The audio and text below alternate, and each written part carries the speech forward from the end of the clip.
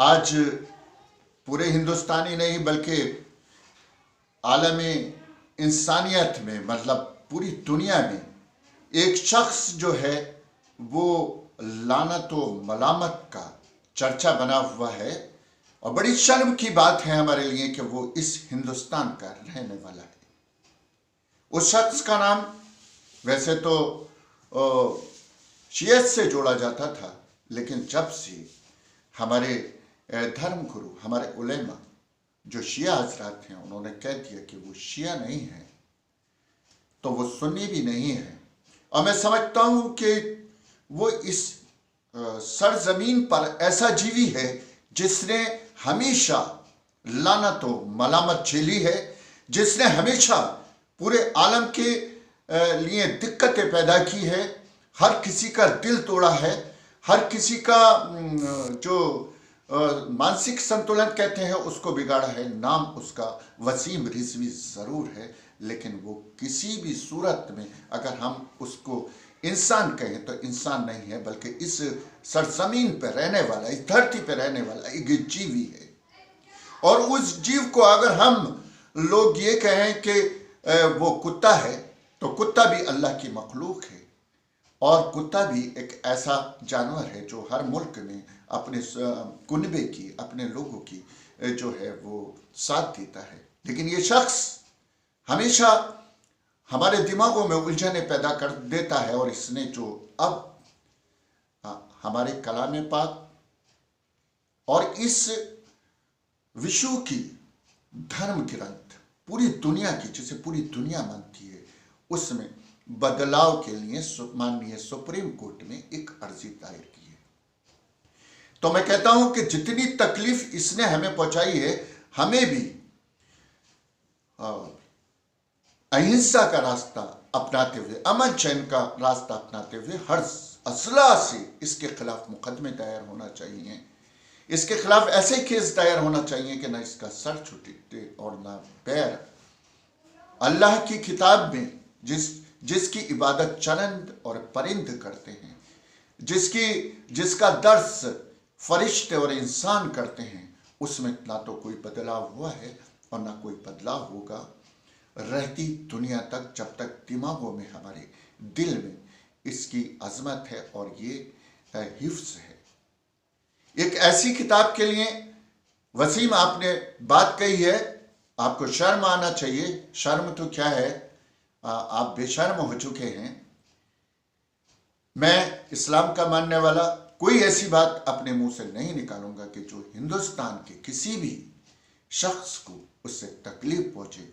जिन लोगों ने उसके ऊपर इनाम रखे हैं, जिन लोगों ने ये कहा है कोई लाए, तो मैं उनसे ये पूछना चाहता हूं कि ऐसे भड़काने वाले भड़काओ कोई बात मत करिए जिससे हमारा मुल्क शर्मसार हो, जिससे हमारी सरकार शर्मसार हो। वो कुरान है जिसको विनोबा भावे ने पढ़ा। कभी कभी तो मोदी जी भी इस कुरान शरीफ का, हमारे कुरान शरीफ का ही नहीं, इस कुरान शरीफ जो पूरी सरजमीन के लिए है, जो पूरे आलम के लिए है, जो अल्लाह की जुबान है, उसका जिक्र किया है। तो इसको जो पूरी दुनिया की एक किताब है जिसको हर धर्म, हर मजहब बड़े एहतराम से मानता है, उसके मानने वाले किसी के लिए भी ऐसी बात नहीं करें कि किसी का सर कलम कर दिया जाए, किसी को कुछ कर दिया जाए, कुछ कर दिया जाए। ऐसा बिल्कुल नहीं करें। और मैं जिन लोगों ने ये इनाम घोषित किया है उनकी सख्त तरीन निंदा करता हूं, सख्त तरीन मजम्मत करता हूं कि ऐसे अल्फाज, नाजेबा अल्फाज बिल्कुल नहीं बोलना चाहिए। उनके जज्बे का मैं जरूर एहतराम करता हूं, लेकिन जज्बा कहीं पर ऐसा ना बने जो हमारे मुल्क में जो है बदअमनी फैला दे। दूसरी चीज, लोग जो नाम ले लेते हैं, और अब आजकल फेसबुक और व्हाट्सएप पर बहुत चल रहा है कि इसे जो है वो फला संगठन, मैं नाम नहीं लूंगा, जो बहुत सम्मानित संगठन हैं, जो हमारे देश को चला रहे हैं, उनका कहीं हाथ है।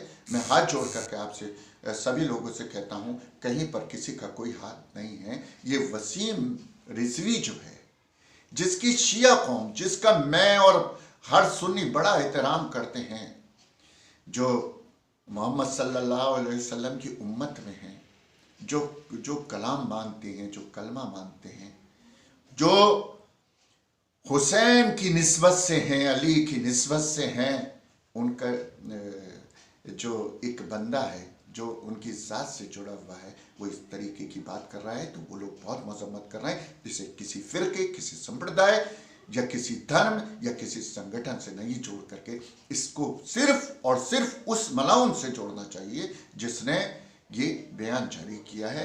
मैं सभी लोगों से इल्तिजा करूंगा कि हमारे मुल्क में अमन अमान बनी रहे, भाईचारा बना रहे, शांति बनी रहे, क्योंकि हमारे जो अन्य धार्मिक विद्वान हैं वो भी इस मलाउन की बराबर मजम्मत कर रहे हैं, भर्त्सना कर रहे हैं। और आप लोग कोई भी ऐसा बयान इस सोशल मीडिया के माध्यम से या टीवी के माध्यम से ना दें जिससे हमारे मुल्क की अमन व अमान को, चैन को खतरा हो और हमारा मुल्क भी ऐसा बने कि कहीं पर इस तरीके की कोई घटना घटी थी। जिसने गलती की है उसको सज़ा यहाँ का कानून देगा, यहाँ की सरकार देगी। और इन सबसे बड़ी एक चीज़ है, एक अदालत है, माननीय सर्वोच्च न्यायालय, वो देगा। और इन सब अदालतों की एक अदालत जिसको हम अल्लाह ताला की अदालत कहते हैं वो देगा। बस इन्हीं अल्फाजों के साथ मैं आप लोगों से इजाज़त चाहूँगा, और अगर कहीं पर मुझसे कोई गलती हुई है तो उसके लिए माफ़ी। अल्लाह हाफिज़, जय हिंद।